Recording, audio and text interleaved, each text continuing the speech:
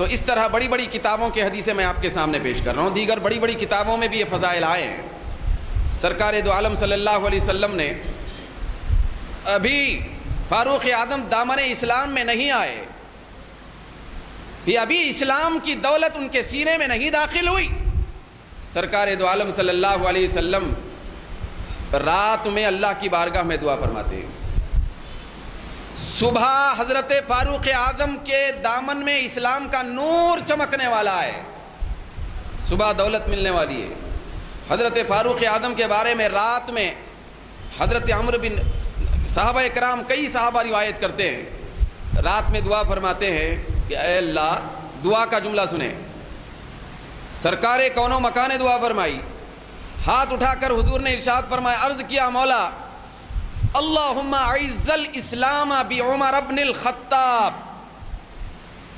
یہ دعائیہ جملہ سید المرسلین کی زبان سے ادا ہو رہا ہے.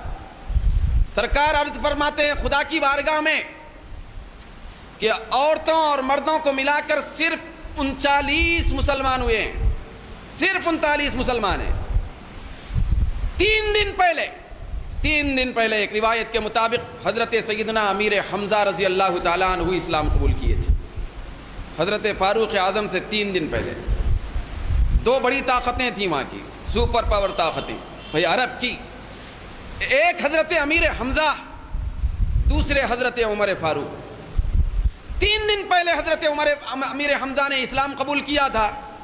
سرکار کے دولت خانے پر پیرا دیتے ہوئے کھڑے تھے حضرت امیر حمزہ.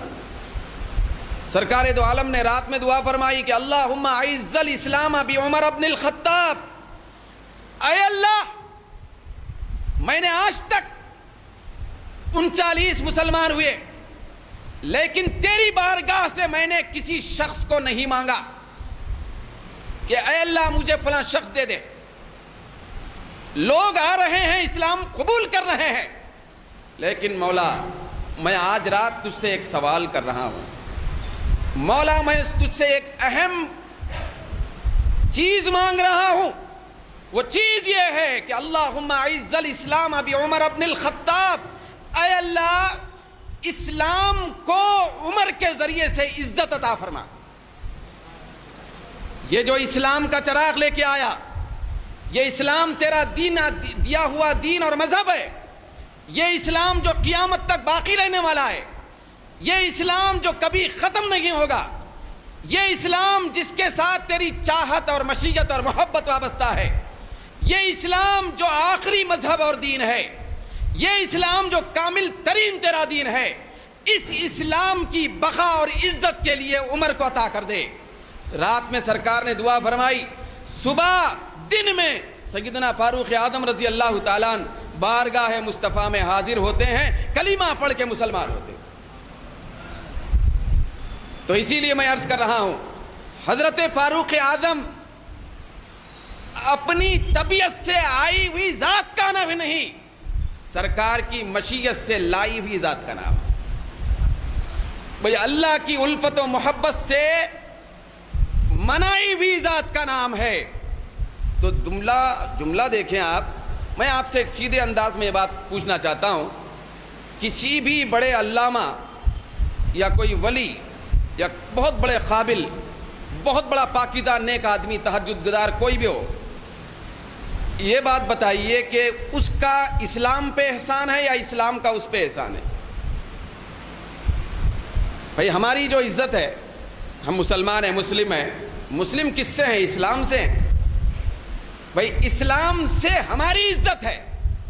بھئی اسلام سے ولی کی عزت ہے، اسلام سے محدث کی عزت ہے، اسلام سے امام اعظم کی عزت ہے، اسلام سے امام شافعی کی عزت ہے، اسلام سے امام احمد بن حنبل کی عزت ہے، اسلام سے صہیب رومی کی عزت ہے، اسلام سے امام مالک کی عزت ہے، اسلام سے غوث پاک کی عزت ہے، اسلام سے حضرت خواجہ شہاب الدین سہروردی کی عزت ہے، اسلام سے حضرت بہاؤالدین نقشبند کی عزت ہے، اسلام سے کل اولیاء کی عزت ہے، لیکن اسلام کو عمر سے عزت ہے.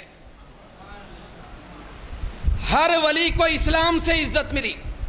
بھئی اسلام میں آئے تو عزت ملی، لیکن اسلام کو عمر سے عزت ملی. اس پہ مہر کس کی ہے کہ عمر سے اسلام کو عزت ملی. یہ کسی ولی اور کسی صدیق و شہید کا فیصلہ نہیں، سید المرسلین خاتم النبیین ہمارے آقا کا فیصلہ ہے. کیا اے دنیا والوں سنو، میرے عمر کی قیمت کا عالم یہ ہے کہ میرے عمر کے ذریعے سے اللہ نے اسلام کو عزت عطا فرمائی. بھئی اسلام الگ، اسلام ہے تو ہم ہیں، لیکن عمر ہے تو اسلام ہے. عمر کے ذریعے اللہ عزت اسلام کو عطا فرما. یہ سرکار دو عالم نے دعا فرمائی. حضرت فاروق اعظم رضی اللہ تعالیٰ عنہ کے ذریعے سے اللہ رب العزت نے اسلام کو عزت عطا فرمائی.